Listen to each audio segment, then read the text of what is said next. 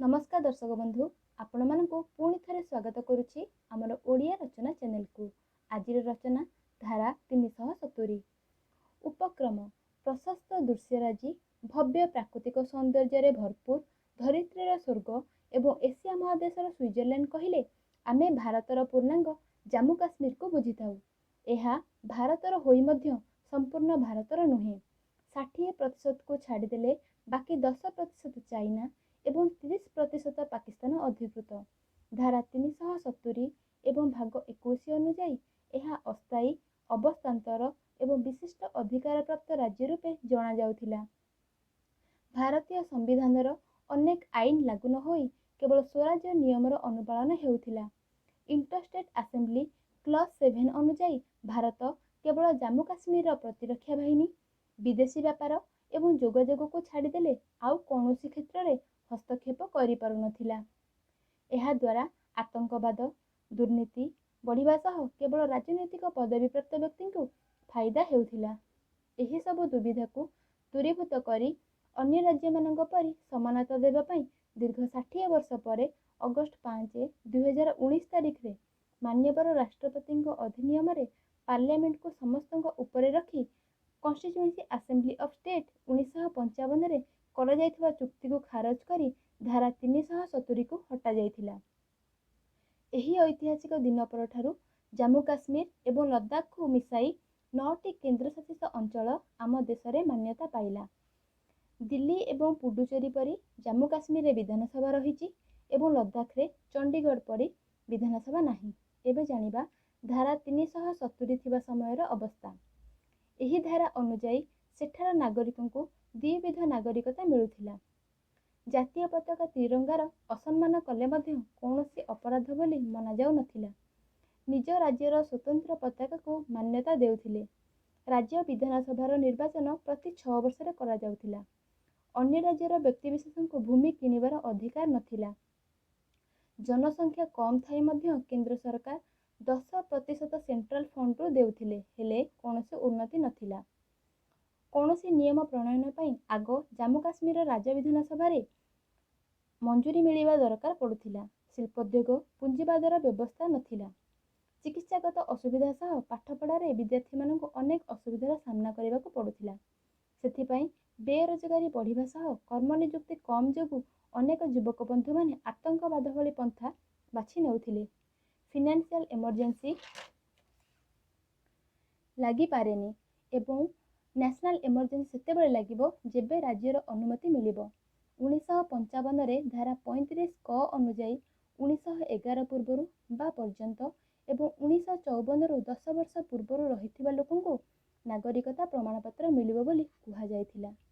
जेउथिपई अनेक व्यक्ति निर्वाचन रे मतदान सरकारी चाकरी वृत्ति उन्नत योजना भूमि अधिग्रहण सबुथिरु वंचित होइथिले। जड़े झील अन्य राज्य में विवाह करने द्वारा तार नागरिकता रहु नथिला। परे 2002 रे संशोधन करी झीलटीर नागरिकता न हटाई तार पिल मानकु नागरिकतार अधिकार मिलु नथिला। किंतु यदि पाकिस्तान युवकों को विवाह करे से युवकर नागरिकता प्राप्त हेउथिला। दलित श्रेणीर जनसमाज को पक्षपातर सामना करने को पड़ुथिला। पश्चिम पाकिस्तानी शरणार्थी को तांको अधिकार मिलु नथिला। जदि जने नागरिक को तार मौलिक अधिकार ही न मिलिबो तेबे हिंसा तो निश्चय बढ़िबो। एबे जानिबा धारा 370 हटिबा परर परिस्थिति।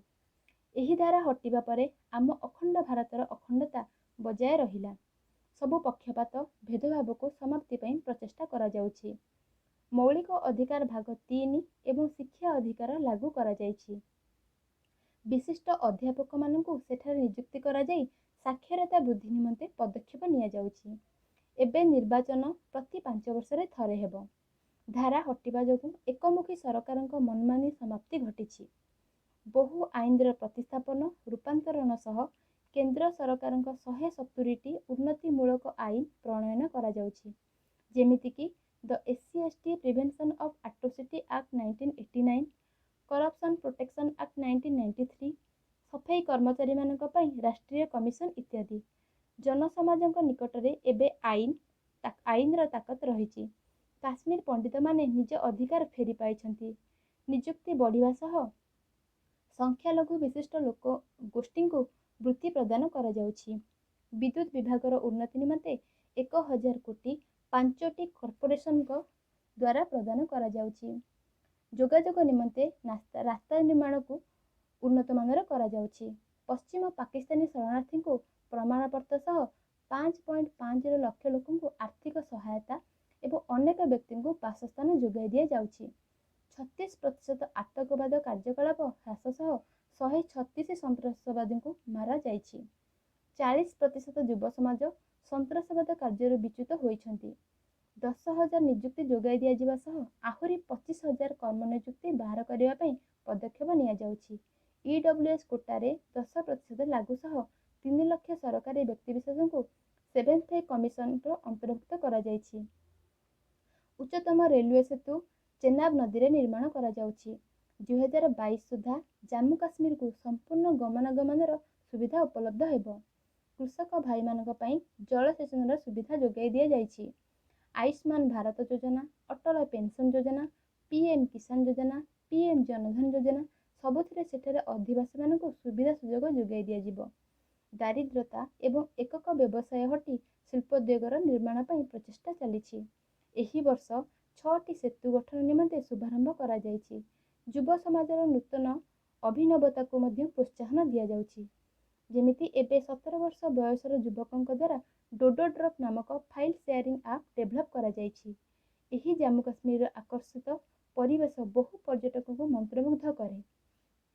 ଏହାଦ୍ୱାରା ପର୍ଯ୍ୟଟନ ବ୍ୟବସ୍ଥାରେ ମଧ୍ୟ ଉନ୍ନତି ଦେଖାଯିବ, ଯେପରି ହିମାଚଳ ପ୍ରଦେଶ ଏବଂ ଉତ୍ତରାଖଣ୍ଡରେ ଦେଖାଦେଇଛି।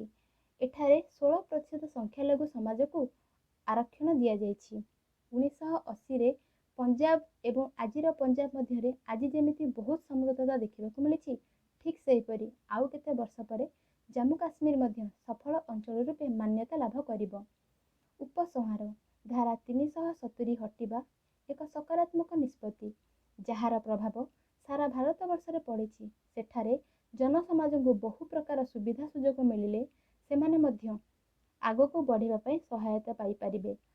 ଅନ୍ୟ ରାଜ୍ୟର ଲୋକଙ୍କ ଗମନାଗମନ ଦ୍ୱାରା ସେଠାରେ ଥିବା ଜନସମାଜ ନିଜକୁ ଅନ୍ୟ ରାଜ୍ୟର ବ୍ୟକ୍ତିବିଶେଷଙ୍କ ପରି ସମାନତା ଅନୁଭବ କରିପାରିବେ। ଜାମ୍ମୁ କାଶ୍ମୀର ଆମ ଭାରତର ଏକ ଅବିଚ୍ଛେଦ୍ୟ ଅଙ୍ଗ। ସବୁ ରାଜ୍ୟର ଉନ୍ନତିରେ ହିଁ ଭାରତ ଅଖଣ୍ଡ, ଅମୂଲ୍ୟ, ସ୍ୱତନ୍ତ୍ରତାର ରାଷ୍ଟ୍ର ରୂପେ ଆହୁରି ଅଗ୍ରସର ହୋଇପାରିବ। ଧନ୍ୟବାଦ। ଯଦି ଆପଣଙ୍କୁ ରଚନାଟି ଭଲ ଲାଗିଛି, ଲାଇକ୍, ସେୟାର, ସବସ୍କ୍ରାଇବ୍ କରିବାକୁ ଭୁଲିବେ ନାହିଁ ଏବଂ ନିଜର ମତାମତ କମେଣ୍ଟ ବକ୍ସରେ ଲେଖି ଜଣାଇବେ। ଟେଲିଗ୍ରାମରେ ଜଏନ୍ କରନ୍ତୁ ଯଦି PDF ଚାହୁଁଛନ୍ତି। ଧନ୍ୟବାଦ।